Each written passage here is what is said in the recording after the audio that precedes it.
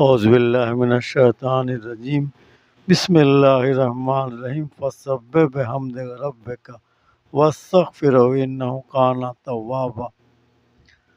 اللہ اپنے محبوب بندے کے دل سے دنیا کی محبت نکال دیتا ہے۔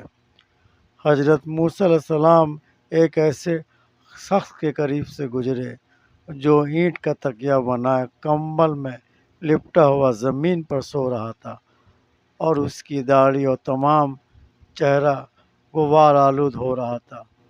موسیٰ علیہ السلام نے عرض کی، یا پروردگار، تیرا یہ بندہ دنیا میں برباد ہو گیا۔ اللہ تعالیٰ نے موسیٰ علیہ السلام کی طرف وحی کی اور فرمایا، تمہیں پتہ نہیں جب میں کسی بندے پر اپنے کرم کے دروازے مکمل طور پر کھول دیتا ہوں، اس سے دنیا کی الفت ختم کر دیتا ہوں۔ اللہم صلی علی سیدنا مولانا محمد وعلی آل سیدنا مولانا محمد بارک وسلم صلاۃ و سلام علیک یا رسول اللہ۔